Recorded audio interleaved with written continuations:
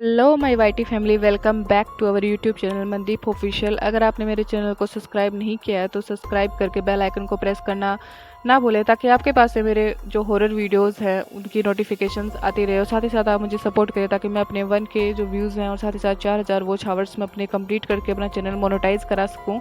तो please support me. आज की जो कहानी है वो महिमा जी की है और ये एक सच्ची कहानी है, क्योंकि ये मेरे गांव के अंदर ही घटित हुई थी। तो मैं आगे आपको महिमा जी के नाम से ये कहानी सुनाने वाली हूँ। इससे पहले मैं आपको बता दूं कि ये कहानी ब्रह्म राक्षस के बारे में होती है। ब्रह्म राक्षस क्या होता है ये मैं आपको बता देती हूँ। ब्रह्म राक्षस का मतलब होता है कि ऐसा व्यक्ति जिसका जन्म है वो ब्राह्मण वर्ण के अंदर होता है, लेकिन वो अपने अनैतिक कार्य करता है। अनैतिक कार्य का मतलब होता है कि किस मारपीट करना, गाली गलौज करना, प्रकृति को नुकसान पहुंचाना, स्त्रियों के साथ में दुर्व्यवहार करना, मदिरा पान करना, मांस खाना, ऐसे कार्य करता है। तो लास्ट में जाकर जब उसकी मृत्यु होती है तो उसको मुक्ति नहीं मिलती है और वो एक ब्रह्म राक्षस बन जाता है, जो कि एक जानवर के रूप में और एक इंसान के रूप में होता है, जो कि इंसानों का मांस खाता है और एक भयानक प्रेत आत्मा होती है, उसे कहा जाता है ब्रह्म राक्षस। तो चलिए स्टोरी को शुरू करते हैं। मेरा नाम महिमा है। मैं राजस्थान के एक छोटे से गांव नाथी की रहने वाली हूँ। मेरे पति का नाम श्रीकांत होता है और प्यार से सभी लोग उन्हें शर्मा जी कहते हैं। हम दोनों ने डिसाइड किया था कि हम लोग अपना एक नया घर बनाएंगे अपने खेत के अंदर, और घर बनाने के लिए हमारे खेत के अंदर एक पीपल का पेड़ खड़ा था। तो हमने सोचा कि चलो इस पेड़ को कटवा देते हैं, इसके बाद में हम अपना घर यहाँ पर बनवा सकते हैं। तो हमने उस पेड़ को कटवा दिया था। पता नहीं पेड़ कटवाने के कुछ ही दिनों के बाद में मेरे पति का जो स्वभाव है वो बहुत ज़्यादा चेंज हो गया। वो अचानक ही चिड़चिड़े रहने लग गए, लोगों से लड़ाई करना, गाली गलौज करना, पूजा पाठ नहीं करना, बच्चों को मारना पीटना, उन्हें गाली देना, मेरे साथ में भी वो दुर्व्यवहार करने लग गए। ये देख करके मैं शॉक हो गई कि जो इंसान इतना सरल और इतने मीठे स्वभाव का व्यक्ति है वो आज ऐसी हरकतें क्यों कर रहा है। ये देख करके मैं आश्चर्यजनक हो गई। मैंने सोचा कि चलो कुछ दिन देखते हैं। मैंने सारी चीज़ें कुछ दिनों तक देखी, ऑब्जर्व करी और सोचा। तो मुझे लगा कि पता नहीं क्या हो गया, चलो इनसे ही पूछ लेते हैं। तो मैंने शर्मा जी से पूछा कि आजकल आपका बर्ताव इतना अजीब क्यों हो गया है। आप किसी के साथ अच्छे से बात नहीं करते, पूजा पाठ नहीं करते, बच्चों को मारते पीटते, और मेरे साथ भी आप अच्छे से बात नहीं करते हो। ये सुन करके जैसे शर्मा जी का जो चेहरा है, उसके हाव भाव सब कुछ चेंज हो चुके थे। उनकी आंखें लाल हो गई थी और वो कभी तो हंसते कभी दांत पीसते हुए कहते कि तूने मेरा घर उजाड़ा है तो तेरा घर कैसे बसा सकती है। ये बात सुनकर मुझे अजीब लगा। मैंने पूछा कि मैंने ऐसा क्या कर दिया है। फिर से वह अपने चेहरे का हाव भाव चेंज करती, उनकी आंखें और भी ज़्यादा लाल हो जाती हैं और वो कहता है कि अब से इसका शरीर मेरा घर होगा और मैं तेरा घर बर्बाद कर दूंगा। इसके लिए इसका भगवान, इसका राक्षस, सब कुछ अब मैं ही हूँ। ये सुनकर के मुझे थोड़ा सा अंदाज़ा हो जाता है कि शायद मेरे पति पर किसी प्रेत आत्मा का साया है।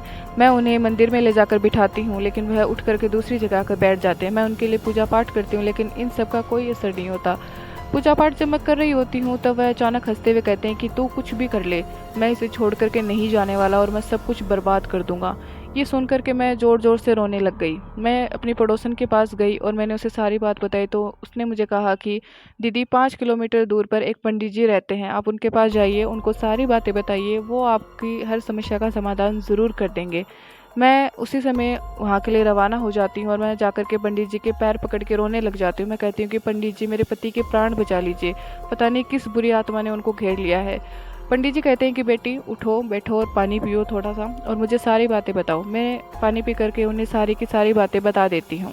पंडित जी एक जाने माने पंडित थे, तो उनको पता था कि हमारे खेत में जो एक पीपल का पेड़ है उस पर ब्रह्म राक्षस का साया है, उस पर एक ब्रह्म राक्षस रहता है।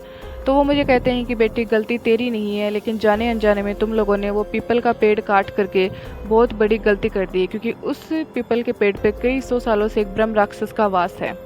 ये सुनकर के मेरे रोए खड़े हो गए और मैं शॉक हो गई। मैंने कहा पंडित जी को कि अब मैं क्या करूं। पंडित जी ने कुछ नहीं कहा और कहा कि बेटी मैं इस चीज़ में तुम्हारी मदद नहीं कर सकता हूं। ये सोच के थकी हारी मैं वापस अपने घर आ जाती हूँ और शर्मा जी के पास बैठ करके हाथ जोड़ करके कहती हूँ कि प्लीज़ मेरे पति को छोड़ दीजिए, आपको बदला लेना है तो आप मुझसे ले लीजिए। इतना सुनते ही शर्मा जी का हाव भाव फिर से बदलता है और फिर वो 2 आवाज़ों के साथ बोलते हैं कि मैंने तुझे पता है कि तेरे पति को आप अभी तक क्यों नहीं मारा है। तो मैंने कहा मुझे नहीं पता है। शर्मा जी उस समय आवाज़ बदलते हुए रूप में कहते हैं कि क्योंकि तेरा स्वभाव नम्र था, इसलिए मैंने तेरे बच्चे को और तेरे पति को और तुझे कुछ भी नहीं किया। फिर मैं हाथ जोड़ते हुए उनके पैर पकड़ते हुए कहती हूँ कि मुझसे गलती हुई है, मैं पश्चाताप करना चाहती हूँ, आप मुझे पश्चाताप करने का रास्ता बता दीजिए। तब वह ब्रह्म राक्षस कहता है कि तूने एक पीपल का पेड़ काटा है तो तुझे 100 पीपल के पेड़ लगाने होंगे।